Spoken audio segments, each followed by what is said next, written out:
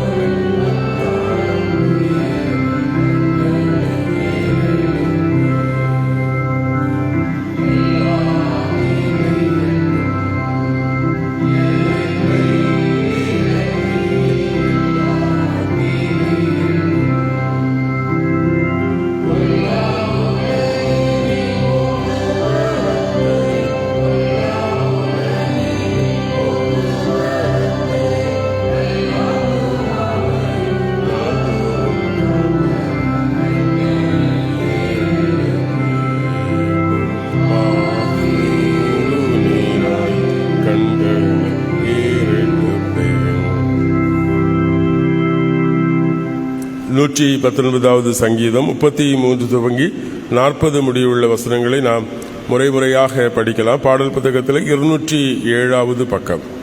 சங்கீதம் 119 வசனங்கள் 33 முதல். கர்த்தாவே, உமது நியமங்களின் வழியை எனக்கு போதித்தருளும். முடிவு பரியந்தம் நான் அதை காத்துக்கொள்வேன்.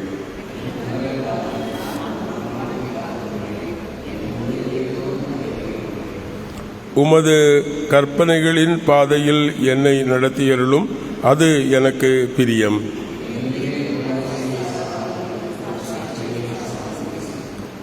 வீணானவற்றை பாராதபடி என் கண்களை திருப்பி உமது வழிகளில் என்னை உயிர்ப்பித்தருளும்.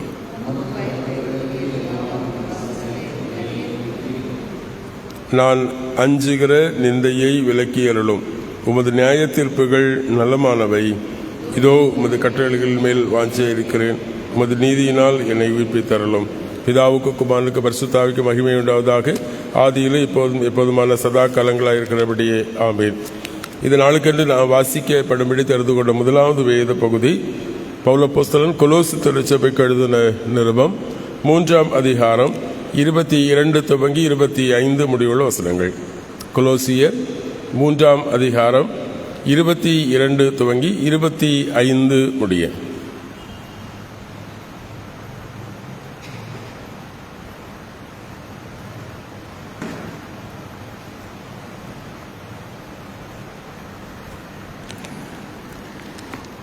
கொலோசேயர் 3வது அதிகாரம் வசனங்கள் 22 முதல் 25 வரை. வேலைக்காரரே, சரீரத்தின்படி உங்கள் எஜமான்களாய் இருக்கிறவர்களுக்கு எல்லா காரியத்திலேயும் கீழ்ப்படிந்து, நீங்கள் மனுஷருக்கு பிரியமாய் இருக்க விரும்புகிறவர்களாக பார்வைக்கு ஊழியம் செய்யாமல் தேவனுக்கு பயப்படுகிறவர்களாக கபடமில்லாத இருதயத்தோடே ஊழியம் செய்யுங்கள். நீங்கள் கர்த்தராகிய கிறிஸ்துவை சேவிக்கிறதினாலே சுதந்திரமாக்கிய பலனை கர்த்தராரே பெறுவீர்கள் என்று அறிந்து, எதை செய்தாலும் அதை மனுஷர்களுக்கென்று செய்யாமல் கர்த்தருக்கென்றே மனப்பூர்வமாய் செய்யுங்கள்.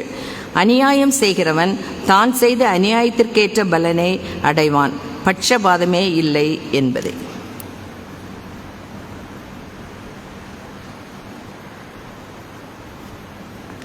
வாசிக்கப்படும்படி தெரிந்து கொண்ட நற்செய்தி வேத பகுதி தூய மத்தேயு எழுதிய நற்செய்தி நூல் 6ஆம் அதிகாரம் 1 முதல் 4 முடிவுள்ள வசனங்களை படிக்க கேட்கலாம். மத்தேயு எழுதிய நற்செய்தி நூல் 6ஆம் அதிகாரம் முதல் 4 வசனங்கள். மனுஷர் காண வேண்டும் என்று அவர்கள் முன் உங்கள் தர்மத்தை செய்யாதபடி எச்சரிக்கையாயிருங்கள். செய்தால் பரலோகத்தில் இருக்கிற உங்கள் பிதாவினிடத்தில் உங்களுக்கு பலன் இல்லை. ஆகையால் நீ தான தர்மம் செய்யும்போது மனுஷர் புகழ வேண்டுமென்று மாயக்காரர் ஆலயங்களிலும் தெருக்களிலும் செய்வது போல உனக்கு முன் தாரை ஊதிவியாதே. அவர்கள் தங்கள் பலனை அடைந்தாயிற்று என்று மெய்யாகவே உங்களுக்கு சொல்லுகிறேன். நீயோ தான தர்மம் செய்யும்போது உன் தர்மம் அந்தரங்கத்தில் இருக்கும்படி உன் வலது கை செய்கிறதை உன் இடது கை அறியாதிருக்க கடவுது.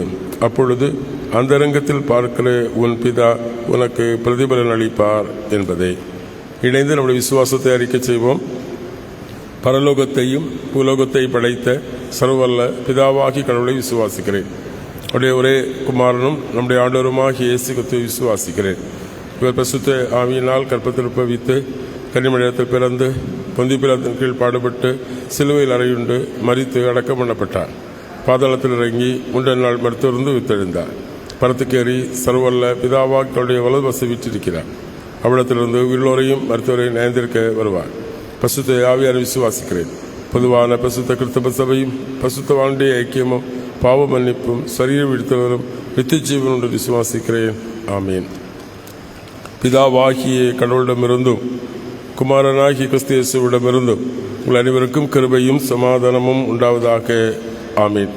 இந்த காலை வேளையிலே சிந்தனைக்காக தெரிந்து கொண்ட வேத பகுதி நான் வாசி கேட்ட நற்செய்தி வேத பகுதி மத்தேயு 6ஆம் அதிகாரம் 1ஆம் வசனம்.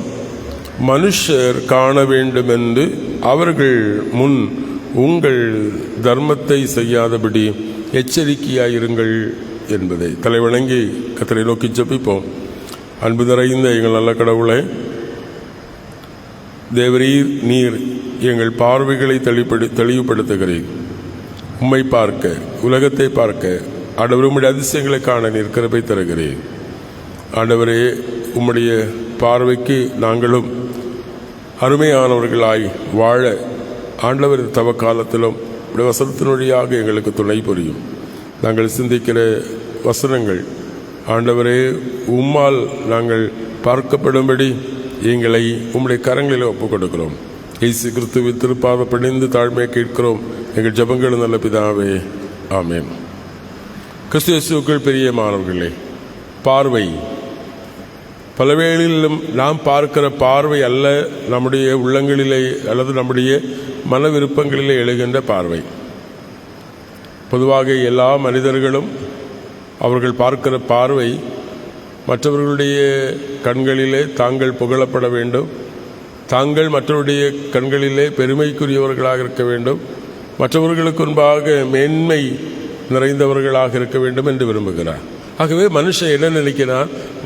மனுஷர் காண வேண்டும்படி, காணத்தக்கதாய் நாம் வாழ வேண்டும் என்று எண்ணுகிறோம். மனுஷர் காண வேண்டும் என்பதற்காக. கிறிஸ்துவுக்குள் பிரியமானவர்களே, நம்முடைய வாழ்க்கையிலே நாம் அப்படி மனுஷர் காண வேண்டும் என்று வாழுகிற வாழ்க்கை அர்த்தம் அற்றது என்கிற படிப்பினையை ஆண்டவர் நமக்கு தருகிறார். லூக்கா 18ஆம் அதிகாரம் 9 துவங்கி 14 முடியுள்ள வசனங்களிலே ஜெபம் செய்ய சென்ற ஒரு பரிசேயனை குறித்தும் ஆயக்காரனை குறித்தும் சொல்லப்பட்டிருக்கிறது. அங்கே ஆயக்காரன் தான் எப்படி காணப்படுகிறான் என்பதை குறித்து கடவுளுக்கு முன்பாக சொல்லுகிறார். உபவாசிப்பதிலே, தான தர்மம் செய்வதிலே, நீதியான வாழ்க்கை வாழ்வதிலே, மற்றவரோடு தன்னை ஒப்பிட்டு அவர்கள் எல்லாரிலும் தன்னை மேன்மையானவர்கள் என்று மக்கள் கூறுகிறார்கள், மக்கள் கருதுகிறார்கள் என்கிற எண்ணத்தை முன்வைக்கிறதை பார்க்கிறோம். பல்வேளையிலும் நாமும் அப்படித்தான் நினைக்கிறோம். மற்றவர்களை ஒப்பிட்டு அவர்களை விட நான் சிறந்தவன், அவனை விட மேன்மையானவன் என்கிற எண்ணம் நமக்கு வருகிறது. ஆனால் ஆண்டவர் அவனை விட்டு ஆயக்காரனுடைய வேண்டுதல்களை கர்த்தர் கேட்டார் என்றது உவமையிலே சொல்லுகிறார். பாருங்கள், மத்தேயு 23 அதிகாரம், அந்த அதிகாரத்தை நாம் திருப்புகிற பொழுது குறிப்பாக 5ஆம் வசனம் சொல்லுகிறது, தங்கள் கிரியைகளை எல்லாம் மனுஷர் காண வேண்டுமென்று செய்கிறார்கள். பரிசேயர்களுடைய வாழ்க்கை தங்கள் கிரியைகளெல்லாம் மனுஷர் காண வேண்டும் என்று செய்கிறார்கள். அதற்காக காப்பு நாடாக்களை பெரிதாக்குகிறார்கள். திருமணம் அல்ல விருந்து சாலைகளிலே முதன்மையான இடத்தை தேடுகிறார்கள். தேவாலயத்திலே முதன்மையான இடத்தை தேடுகிறார்கள். அப்படி பட்டியல்படுகிறார். தங்கள் மற்றவர்களுக்கு முன்பாக பெருமையானவர்கள் என்று காணிக்கக்கூடிய ஒரு பலகீனமான மனநிலை நாம் இன்றைக்கு ஒவ்வொரு இடத்திலும் இருக்கிறது. நான் பெரியவன், சிறந்தவன் என்கிற பாருங்க, அவர்கள் சொல்லுகிறார்கள். ஆண்டவர் சொல்லுகிறது நமக்கு படிப்பினை. மத்தேயு 23 அதிகாரம் 1-2 வசனங்களை சொல்லுகிற பொழுது சொல்லுகிறார், அவர்கள் உங்களுக்கு சொல்லுகிறவைகளை செய்யுங்கள், ஆனால் அவர்கள் செய்கிறவைகளை செய்யாதிருங்கள். காரணம், அவர்கள் சொல்லுகிறது செய்கிறதில்லை. அதே போல 3-4 வசனங்களிலே சொல்லுகிற பொழுது அவர்கள் உங்களுக்கு பாரமான சுமைகளை சுமத்துகிறார்கள், ஆனால் அவர்கள் தங்கள் விரலினால் கூட அதை தொடுகிறது இல்லை என்று சொல்லுகிறார். இதுதான் இன்றைக்கு மனிதர்களுக்கு முன்பாக நாம் வேடமிடுகிற பக்தியற்ற வாழ்க்கை என்பதை ஆண்டவர் படம் பிடித்து காண்பிக்கிறார். மனுஷர் காண்பதற்காக வாழுகிற வாழ்க்கை அது யதார்த்தமான வாழ்க்கை அல்ல. மனுஷர் புகழப்பட வேண்டும் என்பது அல்லது மனுஷர் பெருமைப்பட வேண்டும் என்பதெல்லாம் நமக்கு நிரந்தரமான ஒரு வாழ்க்கை அல்ல. ஆகவே லூக்கா 16 அதிகாரம் 15 வசனத்திலே ஆண்டவர் இயேசு கிறிஸ்து சொல்லுகிற பொழுது, அவர் அவர்களிடம், மனுஷர் முன் உங்களை நீதிமான்களாய் காட்டுகிறீர்கள், கடவுளோ உங்கள் இருதயங்களை அறிந்திருக்கிறார். மனுஷருக்குள் மேன்மையாக எண்ணப்படுவது கடவுளுக்கு அருவருப்பு. அருமையானவர்களே, இன்னைக்கு மனுஷர் முன்பாக நாம் நம்மை மேன்மையாக காட்டுவதற்கு நாம் செய்கிற செயல்கள் எல்லாம் கடவுளுடைய பார்வையிலே அருவருப்பாக இருக்கிறது. பாருங்கள், நாம் எதையெல்லாம் மனுஷருக்கு முன்பாக நம்முடைய பெருமைப்படுவதற்கு நாம் செய்து கொண்டிருக்கிறோம், அதெல்லாம் கடவுள் பார்க்கிறது, மனுஷன் பார்க்கிறார். அருமையானவர்களே, நீதிமொழியின் ஆசிரியர் சொல்லுகிற பொழுது 21 வசனத்திலே, மனிதனுக்கு அவன் வழியே எல்லாம் நேர்மை என்ன தோன்றும், கர்த்தரோ அவன் இருதயங்களை நிறுத்து பார்க்கிறார். நீதிமன்றம் அவனுடைய இருதயத்தை நிறுத்து பார்க்க, அவன் தான் விருப்பப்படி எல்லாம் மனுஷன் வாழ்கிறான், இதுதான் சரி, இதுதான் என்று அவன் எண்ணுகிறார். ஆனால் கடவுள் உள்ளத்தை ஆராய்கிறவர்கள். ஆகவே கிறிஸ்துவுக்குள் பிரியமானவர்களே, இந்த காலை பொழுதிலும் ஆண்டவர் நமக்கு தருகிற அழைப்பு, நீங்கள் மனுஷர் காண வேண்டும் என்கிற ஒரு வாழ்க்கை வாழாதிருங்கள். மனுஷர் பார்க்க வேண்டும் என்ற ஒரு வாழ்க்கை, அது வெளிவேடக்காரராக நீங்கள் இருக்க வேண்டாம்.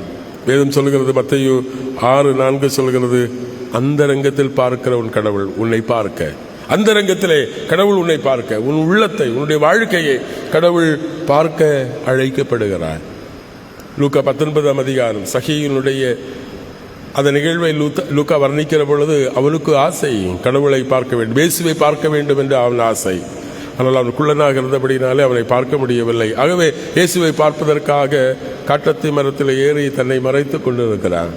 ஆனால் இயேசு அந்த இடத்துல வந்து அவனை பார்க்கிறார், உற்று பார்க்கிறார். பாருங்கள், அவன் தன்னை மனுஷருக்கு முன்பாக அடையாளப்படுத்த விரும்பவில்லை. ஏன் ஆண்டவருக்கு முன்பாக கூட தன்னை காட்டிக்கொள்ள வேண்டும் என்று அவன் விரும்பவே இல்லை. ஆனால் அந்த மத்தேயு தன்னை மறைத்து ஆண்டவரை பார்க்க வேண்டும் என்று நினைத்தான். ஆண்டவர் இயேசு கிறிஸ்து ஆண்டவர் இயேசு கிறிஸ்து அவனை பார்த்து, நீ சீக்கிரமாய் இறங்கி வா, இன்னைக்கு நான் உன் வீட்டில் தங்க வேண்டும் என்று அந்த ஆயக்காரனிடத்தில் சொல்ல பொழுது அவன் இறங்கி வந்தான். பாருங்கள், அவனுடைய வாழ்க்கையிலே அவன் சொல்லுகிறான், நான் அதிக பணம் வாங்கி இருந்தால் அதை நாலத்தனையாக திருப்பிக் கொடுக்கிறேன். அவனுடைய பார்வையை பாருங்கள். மனுஷருக்கு முன்பாக அவன் அதுவரை பணம், செல்வம், புகழ், பெருமை, இதுதான் அவனுடைய பார்வையாக இருந்தது. தன்னை மறைத்து கிறிஸ்துவை கண்ட பொழுது, கிறிஸ்து பார்க்கிறார் என்பதை உணர்ந்த பொழுது, தான் எதையும் கிறிஸ்துவுக்கு முன்பாக மறைக்க முடியாது என்பதை உணர்ந்து கொள்கிற பொழுது அவர் சொல்ல, என் ஆஸ்தியில் பாதியை ஏழைகளுக்கு கொடுக்கிறேன். எப்படிப்பட்ட கடவுளுடைய பார்வை அல்லது கடவுள் பார்க்கிறபடி வாழ்கிற வாழ்க்கை எப்படிப்பட்டது என்பதை சிந்தித்து ஆண்டவர் இன்னைக்கு நமக்கு சகைவை போகல. ஆண்டவர் நாம் கடவுளை பார்க்க, மக்கள் நம்மை பார்க்க அழைக்கப்படுகிறோம். இரண்டாவதாக நாம் யோவான் எழுதின சுவிசேஷம் 1ஆம் அதிகாரம் 43 துவங்கியுள்ள வசனங்களிலே நாம் பார்க்கிற பொழுது நாத்தான்வேல் என்கிற ஒரு மனிதனை குறித்து யோவான் விளக்குகிறார். பிலிப்பு நாத்தான்வேலை சந்தித்து, நான் திருமறையிலே தீர்க்க தரிசன ஆகமங்களிலே எழுதப்பட்டிருக்கிற மெசியாவை கண்டேன், அவர் நாசரித்தூர் என்று சொல்லுகிற பொழுது நாத்தான்வேல் கேட்கிறார், நாசரித்தூர்லேருந்து ஏதாவது நன்மை வர உண்டா? வந்துப்பார். இயேசு நாத்தான்வேல் வருகிறதை கண்ட உடனே சொல்லுகிறார், இதோ கபடற்ற உத்தம இஸ்ரவேலன் நாத்தான்வேல். நாத்தான்வேலுக்கு ஆச்சரியம், என்ன எப்படி தெரியும்? அப்போது நாத்தான்வேல் இடத்தில் சொல்ல, நீ அத்திமரத்தின் கீழ் இருக்கிற பொழுதே நான் உன்னை பார்த்தேன். அருமையானவர்களே, கடவுளுடைய பார்வையை பாருங்கள். கடவுளுடைய சமூகத்திலே நாம் கடந்து வந்து ஆராதிக்கிற ஆராதனைகள், அவர்த்தை எடுக்கிற ஜபங்கள், நாம் வாழுகின்ற உண்மையான பக்தி வாழ்க்கை ஒரு பொழுதும் வீண் போகாது. கடவுள் பார்க்கிறார். நாம் நினைக்கிறோம் யாரும் பார்க்கல, யாரும் கவனிக்கல என்று நாம் நினைக்கிறோம். இல்லை, நாம் மறைவாக நம்மை ஆண்டவருடைய கரங்களிலே எவ்வளவு அர்ப்பணத்தோடு நாம் அர்ப்பணிக்கிறோமே அதை கடவுள் பார்க்கிறார்.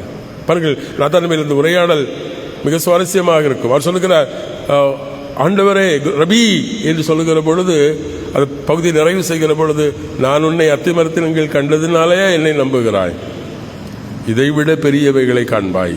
அருமையானவர்களே, ஆண்டவர் நம்முடைய வாழ்க்கைகளை ஒவ்வொரு அசைவுகளையும் அவர் காண்கிறார்.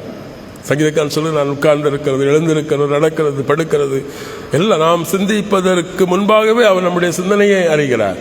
ஆகவே கடவுள் நம்மை பார்க்கிறார் என்கிற உணர்வோடு நாம் வாழ அழைக்கப்படுகிறோம்.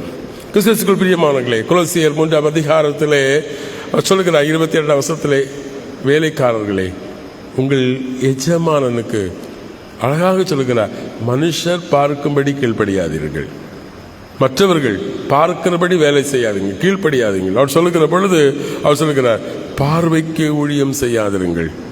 மற்றவர்களுக்கு முன்னால அவங்க பார்க்கிற பொழுது வேலை செய்ய, வீட்டிலலாம் நம்ம வேலைகளுக்கு வேலை பண்ணும்போது கான்ட்ராக்டர் நம்ம இன்ஜினியருக்கெல்லாம் வேலை விடுவோம். நம்ம இல்லைன்னா அவங்க வேலை செய்ய மாட்டாங்க, நம்மளை பார்த்த உடனே வேலை செய்யும். அப்படிப்பட்ட வெளிவேடமான கிறிஸ்தவ வாழ்க்கை அல்ல. அவர் சொல்லுகிறார், மனுஷரை பிரியப்படுத்த விரும்புகிற வாழ்க்கை அல்ல. அவர் சொல்லுகிறார், மனுஷருக்கு செய்வதெல்லாம் வீண். அவர் சொல்லுகிறார், அநியாயம் செய்கிறவன் இன்னும் அப்படி ஏமாற்றி வாழுகிற வாழ்க்கை அநீதமான ஒரு வாழ்க்கை. கடவுளையும் மனுஷனையும் நம்ம ஏமாத்துகிறோம். உன்னையே நீ வஞ்சிக்கிறாய். நீ யாரை ஏமாற்ற முடியும்? கடவுளை ஏமாற்ற முடியுமா? உலகத்தை ஏமாற்ற முடியுமா? நம்மையே நாம் வஞ்சிக்கிறோம். நாம் மனுஷர் காண வேண்டும் என்கிற வாழ்க்கை என்பது நம்மை நாமே வஞ்சிக்கிற ஒரு வாழ்க்கை. அதான் சொல்லுகிறார், அநியாயம் செய்கிறவன் இனியும் அநியாயம் செய்யட்டும், அதனுடைய பலன் நிச்சயமாய் அடைவான், பாரபட்சமே இல்லை. ஆகவே கிறிஸ்துவுக்குள் இந்த நாளிலும் ஆண்டவர் நமக்கு தருகிற அழைப்பு அழகாக பவுல் அப்போஸ்தலன் சொல்லுவார். கொலோசியர் திருச்சபைக்கு சொல்கிற பொழுது, ஆண்டவருக்கு கீழ்ப்படியுங்கள். அவர் பார்க்கிறாரோ இல்லையோ, ஆண்டவருக்கு நீங்கள் உள்ளார்ந்து உண்மையாய் கீழ்ப்படியுங்கள், அவருக்கு பயப்படுங்கள். அவர் சொல்லுகிறார், கபடற்ற இருதயத்தோடு, எந்த விதமான முன்விதிகளோடு, எந்த விதமான மனித எண்ண சிந்தனைகளோடு அவர் சொல்கிறார் பாருங்கள், கபடற்ற இருதயத்தோடு உங்கள் எண்ணங்கள் செயல்களை எல்லாவற்றையும் செய்யுங்கள். கடைசியில் முடிக்க சொல்லுகிறார், மனம் மாற ஆண்டவருக்கு என்று செய்யுங்கள். நீங்க எதை செய்தாலும், நீங்க என்ன செய்ய மனுஷருக்கு செய்யவே இல்லை. நீங்க ஒரு சின்ன உதவி செய்தாலும் சரி, குடிக்க ஒருத்தனுக்கு தண்ணி கொடுத்தா கூட சொல்லுவாங்க, அது கடவுளுக்கு என்று செய்கிறீர்கள். ஆகவே நீங்கள் செய்கிற ஒவ்வொரு செயல்களை கடவுள் பார்க்கிறார். சின்ன காரியத்தை கூட கடவுள் பார்க்கிறார். நம்முடைய மனநிலை எப்படிப்பட்டதாக இருக்கிறது? கடவுளுக்கு முன்பாக அவர் நம்மை பார்க்கும்படி சொல்கிற, ஆண்டவருக்கென்று மனப்பூர்வமாய் செய்யுங்கள். எதை செய்தாலும், எல்லாவற்றும் எதை செய்தாலும், என்ன செயல்களும் நாம் ஆண்டவருக்காக செய்கிறோம் என்கிற உணர்வோடு நாம் வாழுகிற பொழுது ஆண்டவர் சொல்லுவார், நான் பசியாக இருந்தேன், எனக்கு உணவு தந்தீர்கள், நான் தாகமாக இருந்தேன், என் தாகத்தை தீர்த்தீர்கள், சிறைப்பட்டு இருந்தேன், நோய்ற்று இருந்தேன், ஆதரவற்றிருந்தேன், என்னை சந்தித்தீர். ஆம் கிறிஸ்துவுக்குள் பிரியமானவர்களே, ஆபிரகாமை குறித்து சொல்கிற பொழுது அவன் செய்த உதவி, அவன் அறியாமலே கடவுளுடைய தூதர்களுக்கு அவன் உதவி செய்தான் என்று சொல்லப்படுகிறது. இன்னைக்கு நம்முடைய எண்ணங்களும் அப்படித்தான். கடவுளுடைய பார்வையிலே கடவுளால் பார்க்கப்படும்படி நாம் உள்ளத்திலிருந்து, இதயத்திலிருந்து வெளிப்படுகிற ஒவ்வொரு சிந்தனைகளையும் எண்ணங்களையும் அவர் பார்க்கிறார். அதனுடைய பிரதிபலன் நிச்சயமாக கடவுள் நமக்கு தருவார். ஆகவே அதை உணர்ந்து, உலகத்தார் தருகிற பிரதிபலன் அல்ல, மக்கள் தருகிற பிரதிபலன் அல்ல, ஆண்டவர் தருகிற பிரதிபலனுக்காக ஆண்டவருடைய பார்வையிலே படும்படி நம்மை நாம் மறைத்து நம்முடைய எண்ணங்களையும் சிந்தனைகளையும் ஆண்டவருக்கு அர்ப்பணிக்க தூயாவியானவர் இந்த வார்த்தைகளை கொண்டு நமக்கு உதவி செய்வாராக. ஆமீன். எல்லாவற்றுக்கும் மேலான தெய்வீக சமாதானம் நமது நினைவுகளையும் சிந்தனைகளையும் கிறிஸ்துவுக்குள் காத்து வழி நடத்துவாராக. ஆமீன். 337வது பாடலை பாடுவோம்.